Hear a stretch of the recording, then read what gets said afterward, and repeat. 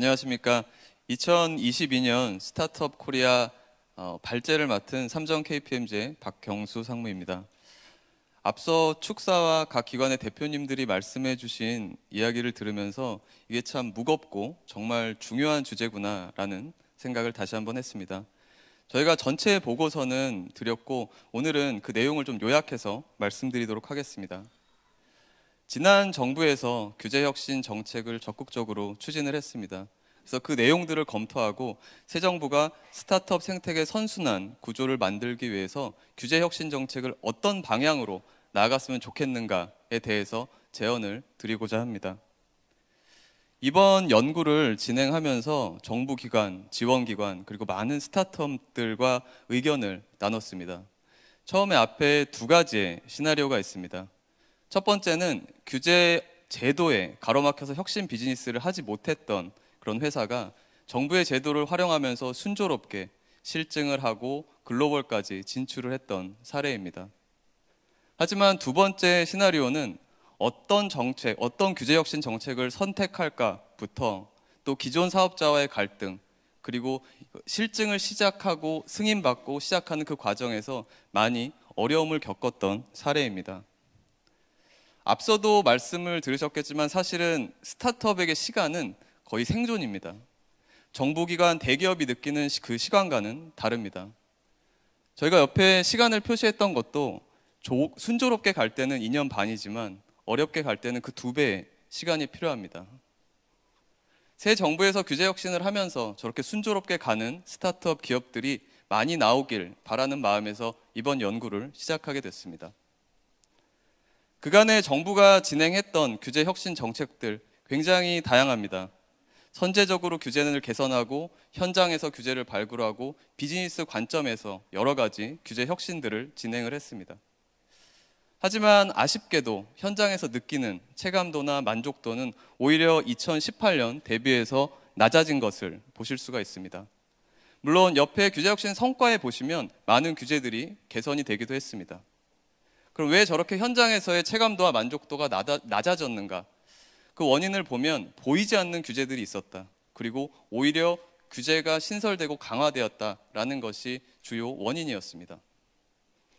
스타트업 코리아에서 2017년도에 글로벌 유니콘 100대 기업이 만약에 한국에 들어온다면 제대로 비즈니스 할 수 있겠는가에 대해서 검토를 했습니다. 100개 중에서 56곳이 할 수 없었습니다. 온전한 비즈니스를 할 수 없었고 그게 2022년에는 어느 정도 나아졌는가? 사실 열심히 노력을 했지만 여전히 55개가 우리나라에서는 온전히 비즈니스를 할 수 없었습니다. 그때 처음에 온전한 비즈니스를 할 수 없었던 그 기업들은 55개 중에서 23개는 이미 상장사로 유니콘을 넘어서 엑시트과 재투자의 단계로 들어갔습니다. 2017년 당시에 누적 투자액이 약 60조였습니다. 근데 2022년 현재는 약 500조의 기업 가치로 증가를 했습니다. 저 금액은 우리나라 그 시가총액 전체의 약 20%에 해당할 정도로 굉장히 큰 규모입니다. 사실 앞서 말씀드렸던 주요한 승차 공유, 원격 의료, 공유 숙박의 경우에는 정부에서도 여러 가지 제도를 통해서 개선하려는 노력을 했습니다. 하지만 기존 사업자와의 갈등, 그리고 실증에서도 보시면 제한적인 서비스로 실증 수준에 머물러 있습니다. 적게는 3번, 많게는 5개의 제도에서 아젠다로 선정이 됐고 토의를 했지만 이해관계자들이 불참하고 결국은 입법과 규제 개선으로 이어지지 못했습니다. 실제 글로벌 기업들이 동일한 산업 영역에서 유니콘을 넘어서 엑시스를 가는 동안 우리나라 기업들은 창업과 성장이라는 첫 번째 단계에 아직 머물러 있습니다. 그래서 저희는 규제 혁신의 제도의 방향성을 크게 3가지를 잡았습니다. 통합적 규제 해소와 전주기적인 지원, 그리고 상생을 위한 근거 기반의 사회적 합의, 3번째는 수요자 관점의 규제 혁신 제도 운영입니다. 이미 정부의 다양한 제도들이 있고 그것을 어떻게 효과적으로 활용할 것인가가 첫 번째입니다.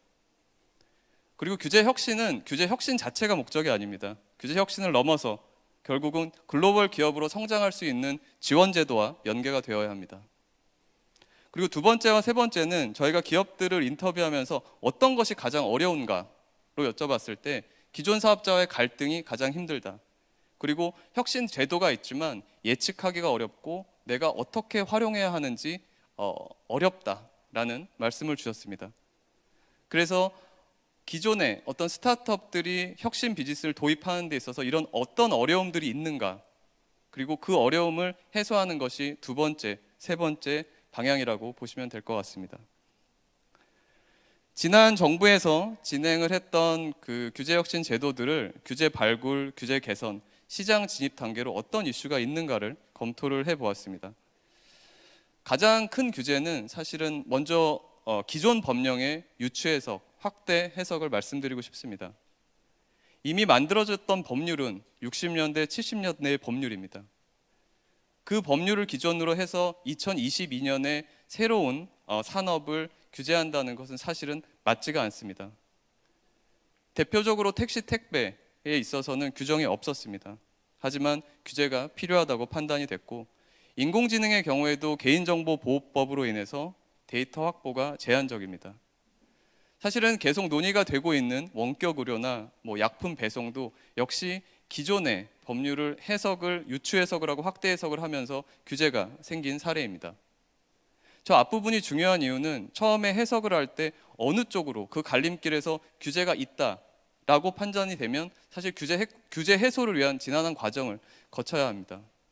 오히려 처음에 그 규제를 해석하고 규제가 있다고 판단할 때 그 길을 잘 정해줘야 하는 것입니다. 두 번째는 덩어리 규제 관련입니다. 공유숙방을 보면 농림부, 문체부, 복지부, 국토부 여러 부처가 있고 정말 많은 법률들이 되어 있습니다. 기업들이 이렇게 가다 보면 하나하나의 규제를 만날 때마다 모두의 말씀들이 그 속도가 늦어질 수밖에 없습니다. 그리고 대응하기가 어렵습니다. 그런 덩어리 규제들을 규제 단위가 아니라 비즈니스 단위로 해소하는 것이 필요합니다. 그리고 덩어리 규제뿐만 아니라 처음에 보지 못했던 그런 숨은 규제들이 드러나면서 기업들이 혁신 비즈니스 시작까지 이끌어가는데 어려움을 겪고 있습니다. 두 번째는 여러 부처 간에 어떤 이견이 있을 때 기업들은 사실은 손쓸 방법이 없습니다. 자율주행 인프라, CITS 표준을 어떻게 할 것인가, 국토부와 과기부 이견이 있고 결국 기재부가 비교 실증 사업 이후로 본 사업을 잠정 중단을 해서 현재는 대기 중이다라고 볼 수가 있습니다. 그리고 코로나 때 OTT 산업이 굉장히 성장을 했습니다. 근데 과기부, 문체부, 방통위가 각 부처들이 어떤 법 개정을 실제 추진을 하고 있습니다. 향후에 저 산업이 커질 때 이후에는 저런 부분들이 덩어리 규제로 다시 산업의 성장에 제한을 걸 가능성이 매우 높습니다. 저런 여러 부처, 많은 규제들이 있을 때 기업 입장에서 보면 그 하나하나를 해소해 나가는 게 정말 어려운 일입니다. 2015년도에 설립했던 농어촌 빈집 활용 숙박한 스타트업의 케이스입니다. 법률 때문에 사업을 중단하고 샌드박스를 신청을 했지만 승인을 받는 데까지 1년 3개월, 그리고 승인을 받은 이후에 지자체와 협의를 하는데 또 1년 4개월이 걸렸습니다. 결국 시작을 하고 나서 실증 사업을 개시하는 데까지만도 2년 7개월이라는 긴 시간이 걸렸습니다. 이런 비즈니스 관점의 어떤 규제들은 보시면 단순히 저런 빈집 활용뿐만 아니라 주관 부처가 있고 규제 부처가 여러 개가 있는 게 일반적입니다. 보시는 것처럼 공유 숙박, 퍼스널 모빌리티의 경우에도 여러 부처가 관련이 되어 있습니다. 지금은 한 가지 사례를 말씀드렸지만 스타트업 입장에서는 저런 여러 부처들을 대응하고 해소할 때마다 시간이 늦어지고 많은 비용이 들어가게 됩니다. 그래서 저희는 크게 세 가지 제안을 좀 드리고자 합니다. 파지티브 규제가 되어 있기 때문에 네거티브 규제로 전환을 완전히 하는 것은 쉽지 않습니다. 하지만 선제적으로 규제를 발굴하고 개선하는 것, 그리고 정부의 입증 책임을 강화하는 것을 제안을 드리고자 합니다. 그리고 저런 규제 혁신 제도들이 잘 운영될 수 있도록 성과 관리와 소통 체계 일원화도 제안을 드립니다. 그리고 뒤에서 말씀드리겠지만 규제 혁신뿐만 아니라 투자까지 이어가면서 혁신 기업들이 이후에 산업으로 성장할 수 있는 그런 전 주기적인 지원과 연계를 하고자 합니다. 첫 번째는 기존 실증 사업 대상으로 규제를 발굴해내는 것입니다. 법률 자체를 포지티브에서 네거티브로 규제할 수 없지만 그런 덩어리 규제들을 미리 인지하고 선제적으로 해소할 수 있으면 그 속도를 훨씬 높일 수 있습니다. 현재 운영 중인 규제 샌드박스 실증 과제를 보면 승인되지 않았거나 실증 사업의 범위가 제한된 과제, 그리고 개시가 지연된 과제들이 있습니다.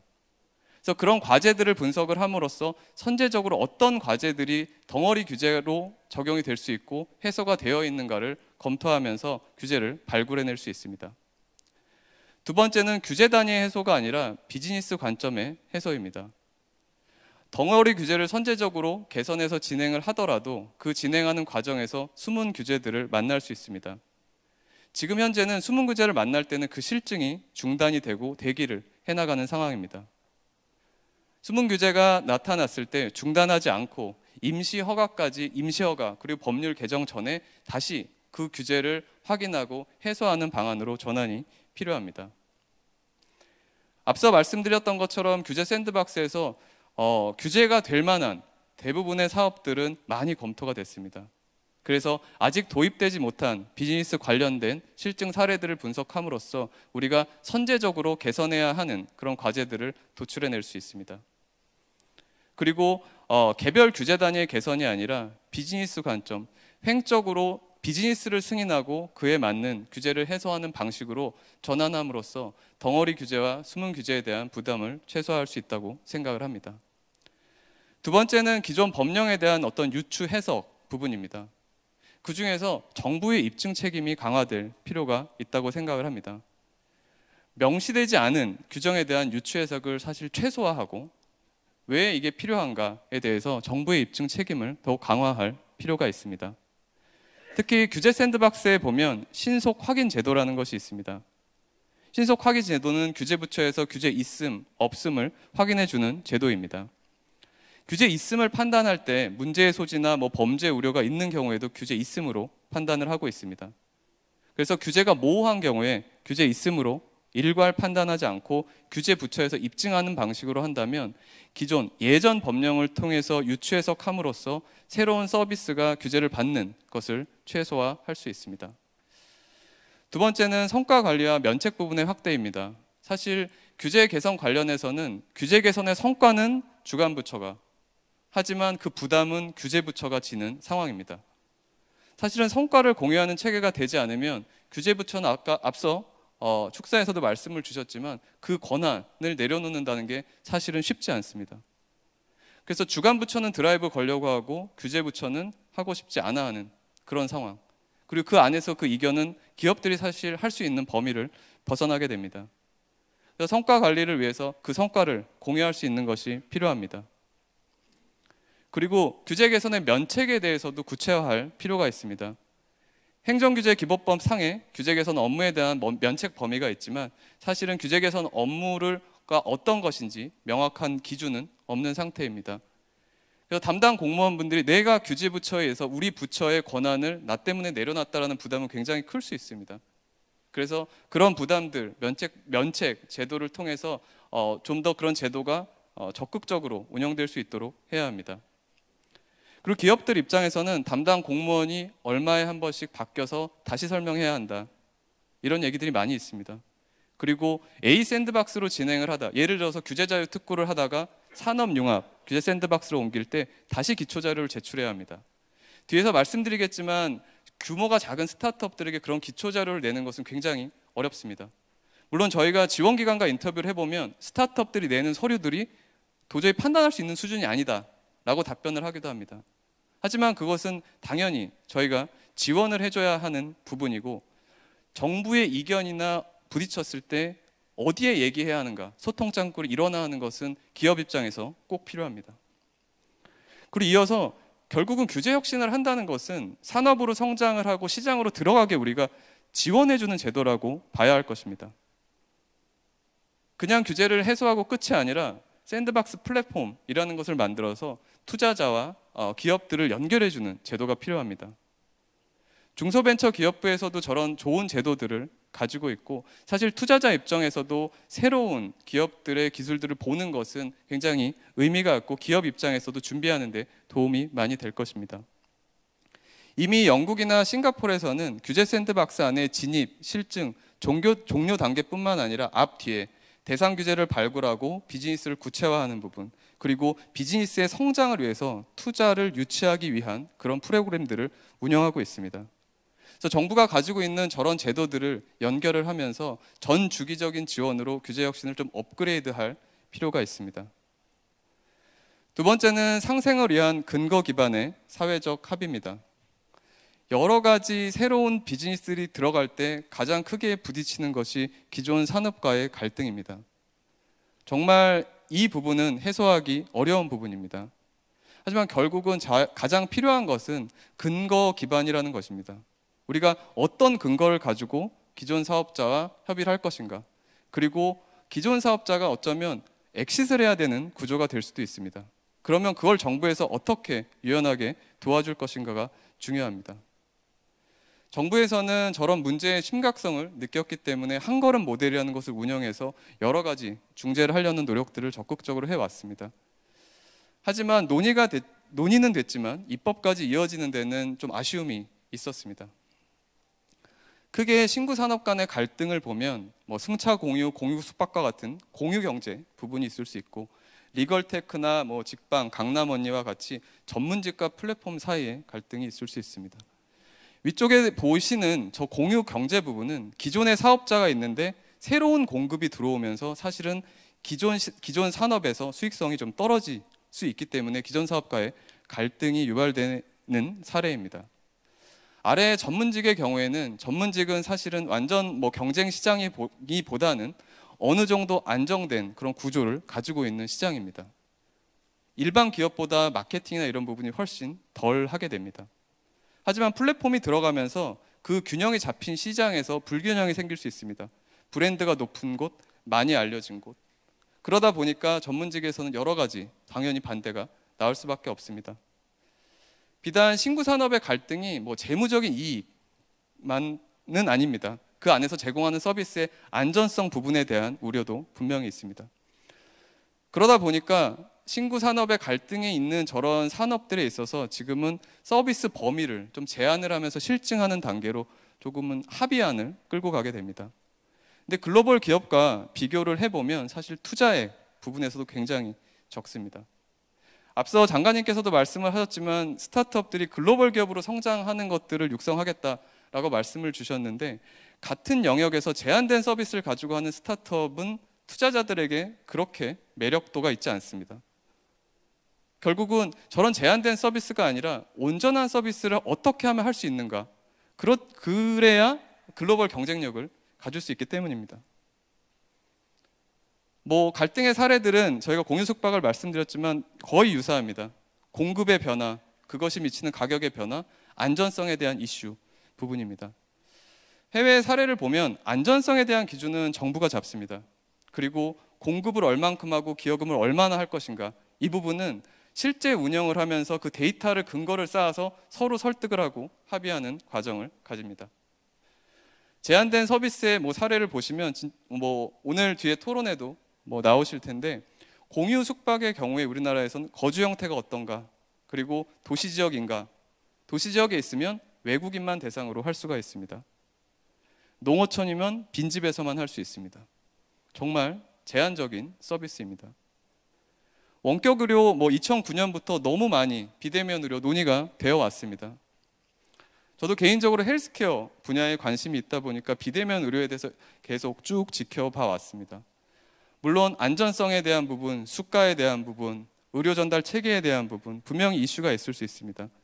하지만 그 방향이 이번 전환되게 된 것은 이번에 코로나19가 큰 영향을 미쳤습니다. 한시적으로 원격 의료를 허용하고 약배송을 허용하면서 그동안 이런 문제가 생길 것 같아라고 했던 우려들이 많은 부분 해소가 되었고, 어떻게 보면 전 국민 대상으로 실증을 2년 동안 하게 되었습니다.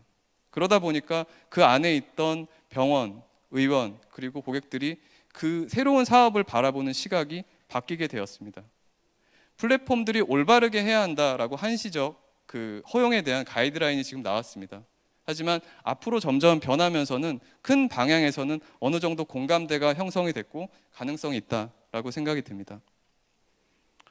저렇게 합의가 이루어졌음에도 실제 규제 샌드박스를 통해서 원격 모니터링을 하는 부분은 정말 제한적입니다. 조금 더 말씀드리면 원격 모니터링이라는 것은 어떤 환자가 아팠을 때 그것을 바로 디텍트하면서 문제가 있다 없다를 판단해 주는 게 굉장히 중요합니다. 근데 지금 우리나라에서 실증을 하는 곳은 원격 모니터링을 하되 내원 안내, 병원에 가보세요 정도입니다. 기업들이 기술이 없어서 그러는 게 아닙니다. 지금 규제상에서 실증이 통과된다고 해도 저 정도에 머무를 수밖에 없다라는 것이 사실은 굉장히 안타깝고, 미국의 경우에는 코로나 지나면서 비대면 의료에 대한 수용성, 적극성, 투자 점점 늘어나고 있습니다. 그래서 저런 부분에 우리가 조금 더 늦어지면 저 격차는 커질 수밖에 없다라고 생각이 듭니다. 리걸테크의 경우에도 보시는 바와 같이 지금은 고정으로 광고를 하면서 변호사를 검색할 수 있는 수준에 머물러 있습니다.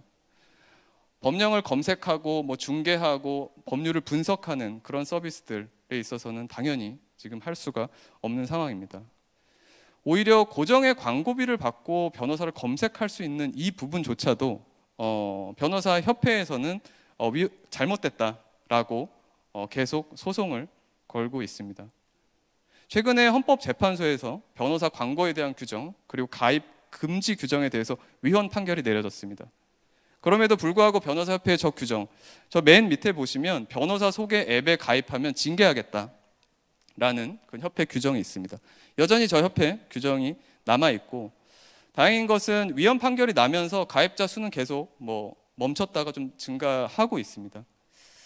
하지만 물론 한쪽의 의견만 들을 수는 없는 것 같습니다. 근데 해외의 사례를 보면 저희가 이제 보고서에는 담았습니다. 저런 전문가 플랫폼의 경우에는 플랫폼이 할 수 있는 것과 없는 것을 명확히 규정을 해주고, 그런 것들이 문제가 생겼을 때 어떻게 한다라는 것들을 정해주고 운영을 하면 되는 것입니다.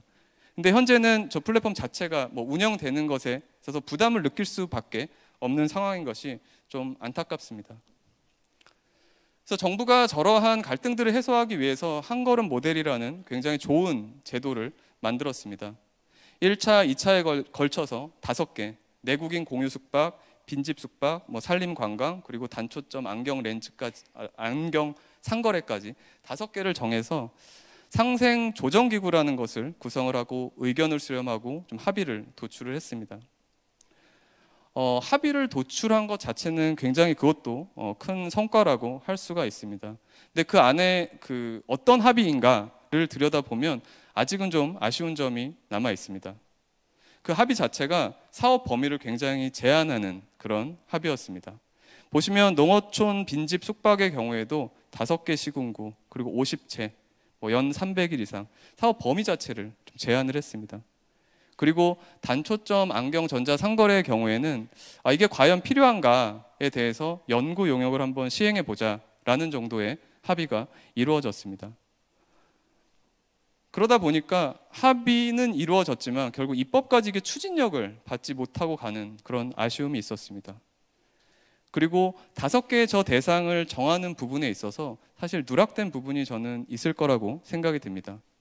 근데 저 갈등을 어느 시점에 표출을 하고 어느 시점에 논의하느냐에 따라서 시간이 걸리는 것과 스타트업의 부담은 굉장히 달라집니다. 좋은 시도였지만 개선까지는 아쉬움이 남는 그런 제도였습니다. 그래서 저희는 저런 신구 산업의 갈등을 해소하는 프로세스를 지금 비즈니스 관점에서 진행되고 있는 샌드박스의 프로세스 안에 통합하는 것을 제안을 드리고자 합니다. 그래서 심의 단계, 실증 단계, 종료 단계에서 저런 신구산업 간의 갈등을 해소하고 합의를 이끌어내는 과정을 공식화하는 것을 좀 제안을 드리고자 합니다. 심의 단계에서 새로운 혁신 서비스를 제안을 했을 때 갈등 조정의 필요성이 있는가 없는가를 검토를 심의 단계에 하는 것입니다. 이 부분을 넣을 때 저희가 고민이 됐던 부분은 저 필요성 검토 자체가 더 지연시킬 수 있는 거 아니냐라는 사실은 의견도 있었습니다. 필요성을 검토하다가 몇 달이 갈 수 있기 때문입니다. 하지만 그래도 앞 단계에 넣은 것은 다 진행이 되고 실증이 종료되고 투자도 다 받은 상태에서 그때 갈등이 불거지면 사실은 회사의 타격은 너무 큽니다. 아까 택시, 택배, 딜리버리 T의 경우에도 거의 4년을 진행하면서 마지막에 그게 됐을 때 정말 이제 힘든 상황이 벌어질 수 있고, 저희가 이제 연구를 진행하면서 대표님께 인터뷰를 부탁드렸는데 사실 더 이상 하고 싶은 말이 없다라고 하실 정도로 많은 부분 좀 힘들어하시기도 하고 포기하기도 하신 부분이 있었습니다. 그러다 보니까 신구 산업의 갈등을 초기 단계의 필요성을 검토를 하고 없으면 넘어가는 것이고 있으면 검토를 해야 하는 것입니다. 실증 단계에서는 역할을 나누는 것이 중요합니다. 지금은 기업들이 각 부처를 다니면서 설득을 해야 하고 해소를 해야 되는 역할도 기업들이 하고 있습니다. 사실 실증 단계에서 기업들이 해야 되는 역할은 내가 하는 서비스가 안전하다라는 것을 입증하는 것입니다. 그리고 그것을 입증하고 이게 사회적으로 필요하고 타당한가는 정부가 해야 될 일이라고 생각을 합니다. 근데 저런 시장의 파급력과 사회적인 필요성을 보는 거에 있어서는 사실은 정부가 예산을 저는 확보할 필요가 있다고 생각합니다. 저희가 보고서에 담았는데 저런 파급력을 분석하기 위해서는 정부가 해당 영역에 대해서 사실은 중장기적인 연구가 필요합니다. 왜냐하면 새로운 서비스가 들어갔을 때 기존의 사업자들은 그런 사업 타당성도 검토가 안 돼 있고 우리가 어떻게 엑시트해야 되는 방안의 제시도 없이 기존 신규 사업을 받아들이려고 하면 당연히 그 부분을 방어할 수밖에 없습니다. 그러다 보면 갈등이 더 커지고 사실은 해소가 잘 안 되는 것 같습니다. 그래서 실증 단계에서는 정부가 규제 혁신을 위한 전체 예산 중에서 일부를 연구를 하고 중장기적인 계획을 짜서 기존의 사업들도 소프트 랜딩 할 수 있는 그런 제안을 하면서 합의를 이끌어내는 것이 중요합니다. 그래서 그런 근거들이 쌓였을 때 앞서 비대면 의뢰도 말씀드렸지만 여론도 그렇고 정부도 그렇고 이게 필요하구나. 그리고 합의가 이뤄지면 사실은 입법기관에서도 그걸 보고 입법을 조금 더 편하게 할 수 있는 그런 상황이 됩니다. 이미 한 걸음 모델의 상생 메뉴판을 보시면 우측에 협업의 관계 형성에부터 부담금 부과까지 할 수 있는 정말 좋은 제도들을 다 리스트업을 해 놓으셨습니다. 하지만 저 제도를 쓰는 데 있어서 예를 들어서 분담금이라고 하면 얼마가 적정한가? 사실은 신규 사업자가 분담금을 내고 들어가는 것에서 그 금액이 적정하지 않으면 오히려 그게 합의안이 아니라 배려가 될 수가 있습니다. 부담금이 높으면 새로 하는 비즈니스에서 성과가 날 수 없기 때문입니다. 그래서 상생 메뉴판에 있는 저런 영역들은 우리가 고려를 하되 그를 위한 근거를 만드는 것을 정부가 실증 과정에서 해나가는 것이 필요하다고 생각이 듭니다. 미국의 우버 사례의 경우에는 매사추세츠주에서 택시 탑승당 20센트를 지불할 수 있도록 그 기여금을 정했습니다. 근데 우측에 보시면 그 기여금에 대해서 지속적으로 검증을 합니다. 유동인구는 얼마고 교통수단은 어떤가 피해 금액을 추정을 하고 이익 조정 금액이 합당한가에 대해서 근거를 쌓아갑니다. 그리고 데이터 확보와 적정 금액에 대해 근거를 확보하고 조정을 하는 절차를 해나가게 됩니다. 다시 앞쪽으로 돌아가면 저런 피해 금액을 산정함에 있어서 제한된 서비스로 이걸 실증을 한다고 하면 피해 금액도 사실은 제대로 나오기가 쉽지 않고 모수가 적으면 그게 쉽지 않은 사실 문제와 연결이 되기도 합니다. 그래서 저 실증 과정에서 저렇게 데이터를 모으고 근거를 쌓고 보전하는 그런 과정들이 중요하다라고 생각이 듭니다. 세 번째는 수요자 관점의 규제혁신 제도의 운영입니다. 이 부분은 기업들이 혁신 제도를 사용하면서 느끼는 어려움, 불확실성들을 해소하면 훨씬 더 좋겠다. 그리고 효율적으로 운영이 되겠다라는 취지로 만든 과제입니다. 규제 샌드박스가 이제 4년 차입니다. 실증 연장하는 기간까지도 이제 종료가 되었고요. 하지만 전체 있는 규제 중에서 규제 개선이 약 한 21% 정도가 됐고 후속 조치가 좀 필요한 상황입니다. 규제 샌드박스는 크게 6개의 규제 샌드박스가 있고 프로젝트형 그리고 지역 한정형 이렇게 나누어져 있습니다. 그리고 주관 부처가 다르고 재정 지원도 다른 좀 다양한 샌드박스를 구성을 하고 있습니다. 말씀드렸던 것처럼 전체 중에서 약 132건, 작년 말 기준으로 21%가 해소가 됐고 종료 시점이 다가오고 있습니다. 그래서 우리가 어떻게 이 부분을 이어나갈 것인가에 대한 조치가 필요합니다. 기업 입장에서 규제 샌드박스를 이용을 하면서 어떤 어려움들이 있었나를 진입 단계 그리고 운영 종료 단계로 좀 나누어서 저희가 도출을 했습니다. 일단 처음에 신청하고 접수할 때는 내가 6개의 이제 샌드박스가 있고 지원 규모도 사실은 좀 다릅니다. 근데 어디에 지원해야 할까? 이것도 고민입니다. 어디에 지원하는 게 우리 기업에게 가장 도움이 될까? 보시면 밑에 플랫폼 운송 서비스, 퍼스널 모빌리티 공유 주방이 있지만 동일한 유사한 사업 영역임에도 불구하고 어디는 ICT, 산업융합, 또 산업융합, 규제자유 특구 사실 다르게 선택이 되고 운영이 되고 있습니다. 혁신 금융의 경우에는 해당 분야를 커버할 수 있는 부분을 법률적으로 정해 놨기 때문에 오히려 좀 클리어합니다. 그래서 어디를 선택하는 게 좋을까에 대한 정보와 선택 기준이 좀 어렵고, 앞서 말씀드렸던 것처럼 내가 산업융합 뒤에 나오는 사례는 규제자의 특구를 하다가 추가 실증을 위해서 산업융합을 할 때 제도 간에 사실은 정보 교류가 안 되다 보니까 기업 입장에서는 다시 시작해야 하고 기다려야 하는 그런 어려움들이 신청과 접수 단계에선 있었습니다. 이 사례인데요. 소형 선박으로 그 규제자의 특구 실증을 받았다가 중형으로 확대를 해야 하는 그런 상황이었는데 쉽지 않게 돼서 이제 규제자의 특구에서 산업융합 쪽으로 신청을 했었습니다. 근데 중복성의 어떤 특혜 이런 이슈 때문에 사실은 산업융합 쪽에서도 받아들여지지 않고 기존의 규제자의 특구는 실증이 연장이 되었습니다. 그래서 해당 기업에서는 산업융합 쪽을 다시 신청하는 것을 준비하고 있습니다. 이런 것처럼 정보가 좀 교류가 안 되다 보니까 기업 입장에서는 좀 어려운 부분들이 있었습니다. 그리고 내가 제도를 정하고 그 다음에 신청을 했다라고 하면 보시는 바와 같이 샌드박스별로 기한에 대한 규정이 있는 곳도 있고 없는 곳도 있습니다. 시장 진입에서 접수 승인을 보면 ICT나 산업의 경우에는 규정이 없고 혁신 금융의 경우에는 30에서 120일 정도로 규정이 있습니다. 저런 정보들이 공개가 많이 안 되어 있어서 저희가 이번 연구 진행하면서는 정보 공개를 청구했습니다. 각 그 부처에. 그래서 우측에 이제 정보 공개 청구 결과를 담았는데요. 초기에 신청을 하고 얼마나 걸렸는지 그 데이터, NA라고 한 것은 거기서 특별히 관리하고 있지 않다라고 답변을 주셨습니다. 기업들이 내가 어떤 샌드박스에 들어갔을 때 승인을 받고 언제 시작할 수 있겠다라고 예측 가능성이 떨어질 수가 있습니다. 그래서 지금 저런 규정들 그리고 데이터를 관리하고 공개하는 부분만 해소가 되더라도 새로 진입하는 기업들에게는 큰 도움이 될 거라고 판단이 됩니다.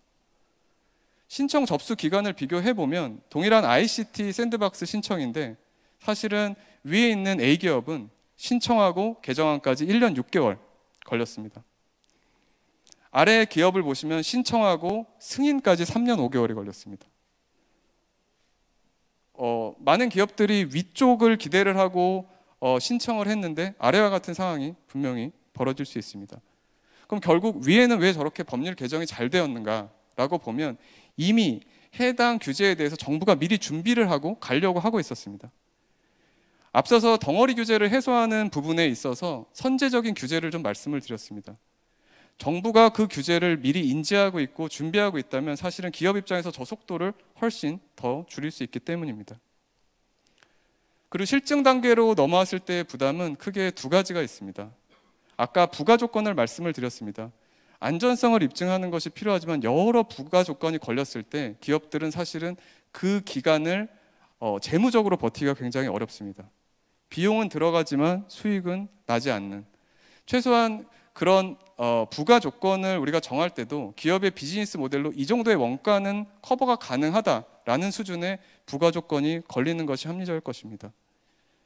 우리나라 스타트업들 5년이 되면 30%밖에 살아남지가 못합니다. 그리고 실증 기간 2에서 4년 차로 갈 때 굉장히 중요한 시기입니다. 그래서 이런저런 부가 조건을 거는 것도 중요하지만 기업 입장에서 봤을 때 이 부가 조건을 하면서 기업이 재무적으로 손실을 계속 보지는 않는 그런 구조가 되어야 할 것입니다. 그리고 두 번째는 안전성 입증 관련입니다. 새로운 서비스이기 때문에 이게 안전한가 아닌가의 기준을 세우는 것은 사실 굉장히 어렵습니다. 저희도 처음에 왜 안전성 기준이 모호할까?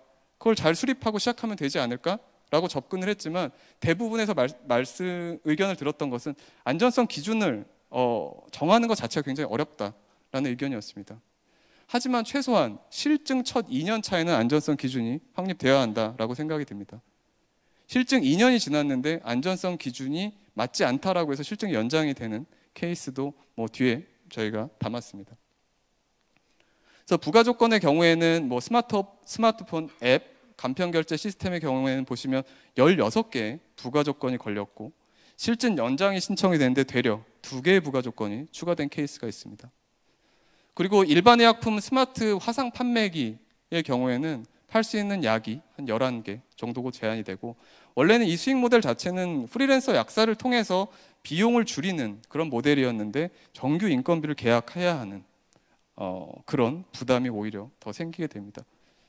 보시면 앞서서 기업 이제 스마트 약 판매의 경우에는 사실 향후에 이게 비즈니스 모델이 안 나와서 버틸 수 있을지 모르겠다라는 의견도 주셨습니다. 그리고 안전성 입증의 경우에도 앞의 사례를 보시면 처음에 시작할 때 규제부처와 입증을 명시적으로는 합의하지 않았었습니다. 예를 들어 100이라고 하면 한 80% 수준으로 해보자라고 해서 진행이 됐던 것입니다. 근데 실증 기간이 종료됐는데 사실은 100으로 다시 바꾸게 되면서 다시 해야 하는 그런 부분이 있습니다. 이 부분이 규제부처의 잘못이라기보다는 정말 안전성 기준을 수립하는 것이 어렵고 그만큼 실증 기간 동안 저 기준을 우리가 어떻게 할 것인가에 대해서 합의를 하는 것이 필요하다는 말씀을 좀 드리고 싶습니다. 그래서 앞서 진입 단계와 운영 종료 단계에 걸쳐서 저희가 이슈가 되는 부분을 말씀을 드렸습니다. 그래서 불명확한 어떤 기간, 평가 준비의 어려움, 이 부분은 기한의 규정에 대한 부분을 좀 명확히 하자라는 것이 하나 있습니다. 그리고 두 번째는 가이드라인의 정비입니다. 가이드라인이라고 하는 것은 뒤쪽에 보시면은 기업들이, 저희가 색깔을 칠한 부분은 기업들이 작성하기 좀 어렵다라고 생각이 되는 부분입니다. 그랬을 때 기업들이 이렇게 작성을 해야 한다, 예시와 가이드라인을 주면 사실 기업 입장에서는 그걸 보고 작성하는 데 큰 도움을 받을 수 있고 외부의 지원도 받는 것을 연결해 줄 수 있습니다. 거꾸로 지원기관 입장에서도 좀 더 퀄리티 있는 그런 서류를 받음으로써 훨씬 부담을 줄일 수 있을 거라고 생각이 됩니다. 그리고 부가조건 관련해서는 비즈니스 모델이 구체화되고 나면 부가조건 설정 시에 우리가 수익성을 고려를 하고 사업성을 검토를 하면서 부가조건을 내는 것, 그리고 안전성에 있어서는 안전성 요건을 확정하는 것이 어렵지만 실증 운영기간 2년 동안은 명시적으로 안전성 기준을 확정해야 한다라는 것을 명문화하는 것을 제안을 드립니다. 참고로 아까 규제 샌드박스에 보시면 유사한 산업의 여러 기업들이 있습니다. 그 기업들이 모여서 안전성 기준을 어떻게 할 것인가를 논의한다면 현장에 있는 기업들이기 때문에 훨씬 더 나은 결과를 낼 수 있을 것이라고 생각이 됩니다. 독일의 경우에는 이 시작할 때 이해관계자들이 실증의 세부 내용을 합의하고 문서화를 합니다. 그리고 규제를 파악하고 예외 규정에 대해서도 입안을 하면서 예측 가능성을 높이고 있습니다. 그리고 마지막으로 제안드리고 싶은 부분은 지역 단위 비즈니스의 우선 추진 절차입니다. 이 부분은 우리가 기업이 안전성이 확보가 됐다면 임시 허가, 전국적인 단위로 확장하기 전에 사실은 지역 단위로 그 규제를 풀어서 비즈니스를 도입해보자라는 제도입니다. 부가 조건을 많이 걸지 않고 지역에서는 이걸 풀어주는, 어떻게 보면 다른 방식의 부가 조건이라고 볼 수가 있습니다. 그러다 보면 지역 입장에서도 사실 우리 지역에 오면 해당 비즈니스의 규제 없이 진행할 수 있다라고 했을 때 지역 경제 활성화도 있지만 기업 유치에도 큰 도움이 됩니다. 지방에 있는 지자체에서 기업들에게 많이 물어봅니다. 어떻게 하면 우리 지역에 와서 기업을 하시겠습니까? 뭘 해주면 될까요? 사실은 기업들의 대답은 뭘 해도 가고 싶지 않다입니다. 근데 해당 지역에서 내가 하는 비즈니스를 허가를 받아서 할 수 있다면 저는 그건 분명히 큰 메리트가 될 수 있다고 생각을 합니다. 서비스 자체의 제한을 걸지 않고 지역 허가를 내므로써 기업들이 좀 더 성장할 수 있는 기회를 제공하고 그 모델은 사실은 글로벌로 갈 수 있는 모델이라고 생각이 됩니다. 이미 규제자유특구에서 산업별로 저런 특성의 어떤 산업들이 정의가 되어 있습니다. 그래서 해당 영역을 중심으로 지역 허가를 하면서 규제를 좀 해소할 수 있는 방안을 마지막으로 제안을 드립니다. 독일과 중국의 사례를 보면 독일의 경우에도 지자체에서 어떤 실증이나 안전성을 입증을 하고 연방정부와 협의, 사실은 지방정부의 어떤 자율성이 굉장히 높습니다. 그래서 중국의 경우에도 선행선식이라고 해서 그런 실증이나 안전성에 대한 실패에 책임을 묻지 않는다. 사실 지방정부가 규제를 혁신하고 산업을 육성하는 거에 있어서 굉장히 큰 권한을 주면서 리딩을 해나가고 있습니다. 앞서 크게 세 가지 방향 그리고 세부 과제까지 제가 간략하게 설명을 드렸습니다. 앞서 축사에서도 새로운 정부가 얼마만큼 규제 혁신에 관심이 있고 어떤 제도로 하는지에 대해서 많은 분들이 말씀을 주셨습니다. 그래서 그런 추진하는 그런 과정에 있어서 저희가 드렸던 제안들이 조금이나마 도움이 됐으면 좋겠습니다. 사실 구태현 변호사님께서 이 얘기를 많이 해주셨는데요. 중국에서 리커창 총리가 낡은 잣대로 신산업을 규제하지 않는다. 새로운 산업이 나왔는데 예전의 규제로 이것을 평가하다 보니까 혁신이 좀 막힌다. 저는 이 말에 굉장히 공감을 많이 합니다. 해석부터 우리가 지원하는 것까지. 그래서 중국은 미국보다 많은 유니콘을 가지게 되었습니다. 저희가 진행했던 본 연구의 내용들을 오늘은 좀 요약을 해서 말씀을 드렸습니다. 그래서 앞으로 진행하는 그런 규제 혁신에 조금이나마 도움이 됐으면 좋겠습니다. 이상으로 발제를 마치도록 하겠습니다.